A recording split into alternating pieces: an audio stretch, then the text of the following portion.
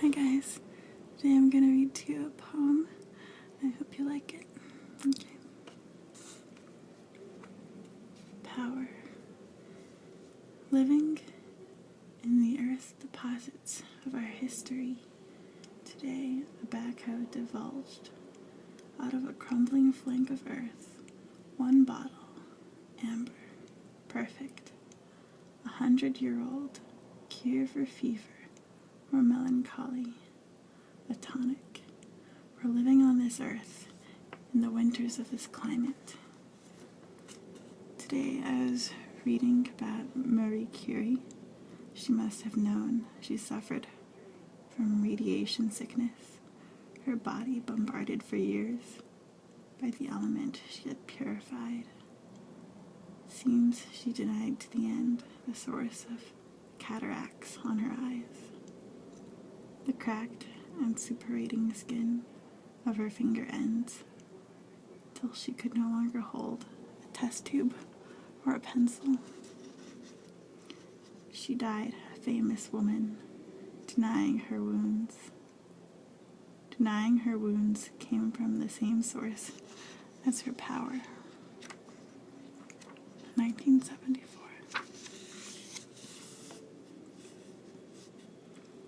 Fantasia for Elvira Shatayev, leader of a women's climbing team, all of whom died in a storm on Linen Peak, August 1974.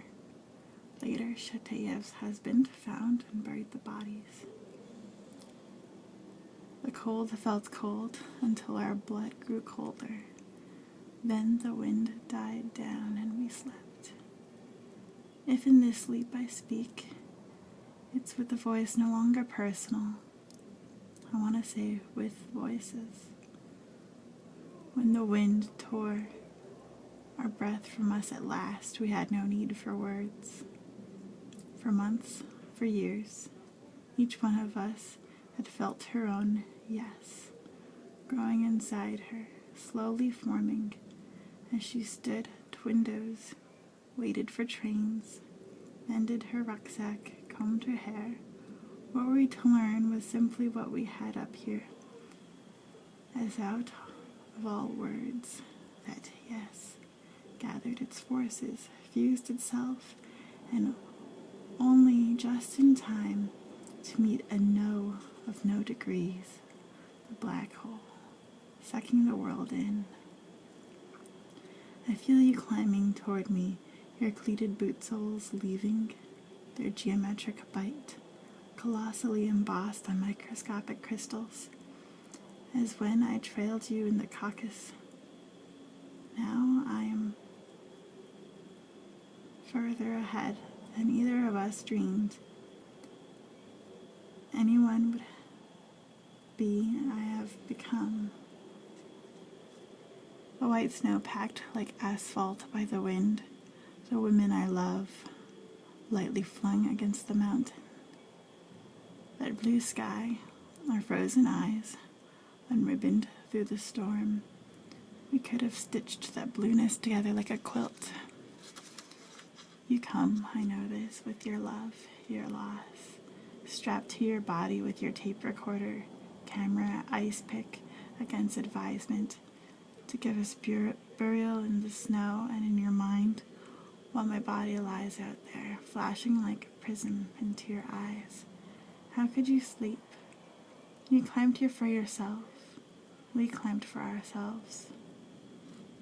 When you have buried us, told us your story, ours does not end. We stream into the unfinished, the unbegun, the possible. Every cell's core of heat pulsed out of us into thin air of the universe. The armature of rock beneath these snows, this mountain which has taken the imprint of our minds through changes elemental and minute as those we underwent to bring each other here, choosing ourselves, each other, and this life, whose every breath and gasp and further foothold is somewhere still enacted and continuing. In the diary I wrote, we're ready, and each of us knows it. I've never loved like this.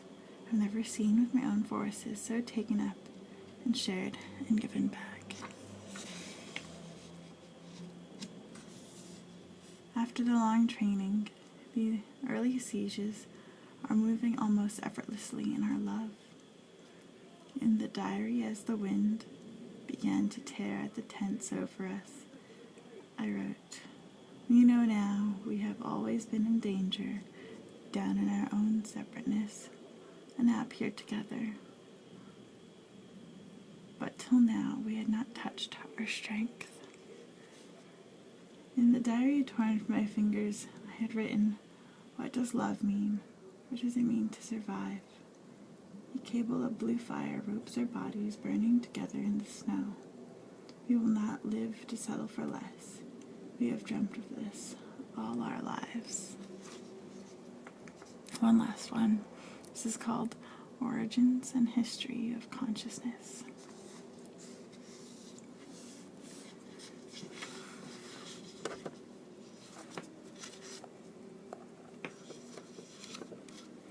Nightlife.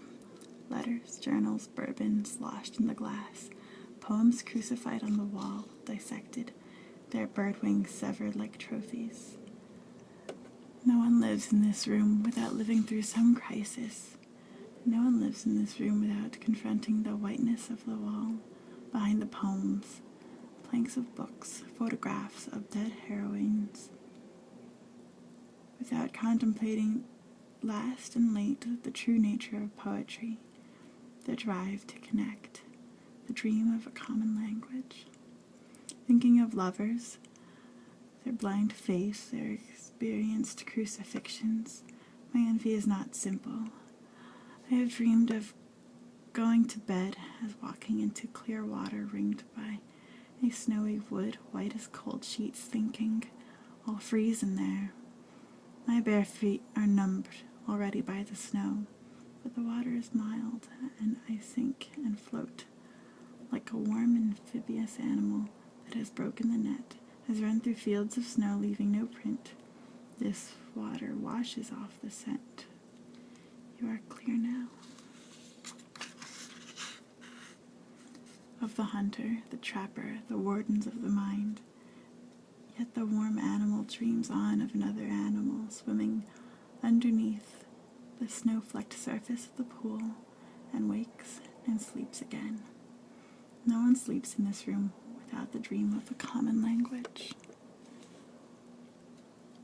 It was simple to meet you, simple to take your eyes into mine, saying, "These are the eyes I have known from the first." It was simple to touch you against the hacked background, the grain of what we had been, the choices, the years. It was even simple to take each other's lives into our hands as bodies. What is not simple, to wake from drowning, from where the ocean beat inside us, like an afterbirth into this common, acute particularity, these two selves who walked half a lifetime untouching, to wake something deceptively simple. A glass sweated with dew, a ring of the telephone, a scream of someone beaten up far down the street, causing each one of us to listen to her own inward scream. Knowing the mind of the mugger and the mugged as any woman must who stands to survive this city, this century, this life. Each of us having loved the flesh in its clenched or loosened beauty, better than the trees or music, yet loving those too, as if they were flesh, and they are. But the flesh of beings unfathomed as yet in our roughly literal life. It's simple to wake from sleep with a stranger, dress, go out, drink coffee, enter our life again. It isn't simple to wake up from sleep into the neighborhood of one, neither strange nor familiar, whom we have chosen to trust. Trusting, untrusting. We lowered ourselves into this, let ourselves downward, hand over hand as on a rope that quivered, over the unsearched. We did this. conceived of each other. Conceived of each other in a darkness which I remember as drenched in life. I want to call this life. But I can't call it life till we start to move beyond the secret circle of fire where our bodies are giant shadows flung on a wall, where night becomes our inner darkness and sleeps like a dumb beast, head on our paws in the corner. Alright, that's all for now. Hope you liked it.